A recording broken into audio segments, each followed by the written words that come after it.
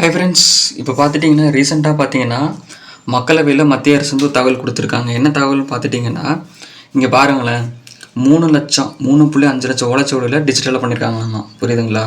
இது ஏன் நான் சொல்கிறேன் அப்படின்னா, டிஎன்பிஎஸ்சி பார்த்துட்டிங்கன்னா மற்ற டிப்ளமோ எக்ஸாமாக இருக்கட்டும், டெக்னிக்கல் எக்ஸாமாக இருக்கட்டும், வேறு எந்த எக்ஸாமாக இருக்கட்டும், எந்த இதுக்கும் அவ்வளோக்கா அவுட் சோர்ஸ் கேட்க மாட்டேங்கிறாங்க இல்லையா?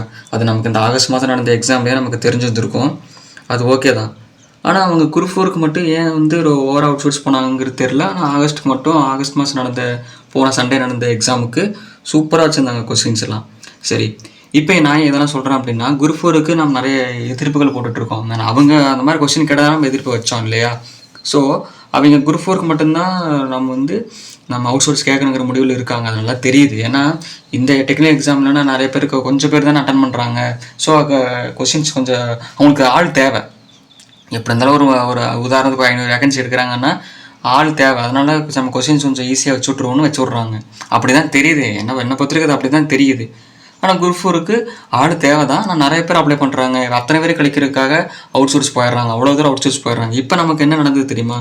இங்கே பாருங்கள், 3.5 லட்சம் ஓலைச்சுவடி டிஜிட்டலாக பண்ணியிருக்காங்களாம். அது தமிழா ஹிந்தியான்னு தெரியல. ஒருவேளை நம்ம தமிழ் இருந்துட்டுன்னு வச்சுக்கோங்களேன், நாம் முடிஞ்சோம். 1893 வந்து எல்லாம் இருக்குதாம்மா. நம்ம அவரோட தமிழ் ஓலைச்சுவடி இருந்துச்சுன்னா அதுலேருந்து எடுக்கிறதுக்கு ரொம்பவே வாய்ப்பு இருக்குது. அது எங்கே இருக்குது, எது இருக்குது நமக்கு ஒன்றும் தெரியவும் மாட்டேங்குது. இப்போ ரீசெண்டாக டிஜிட்டல் பண்ணியிருக்காங்க. நமக்கு இது பெருந்தலைவலியாக இருக்குது. வேணால் பாருங்கள், ஒருவேளை தமிழ் இருந்ததுன்னா போச்சு.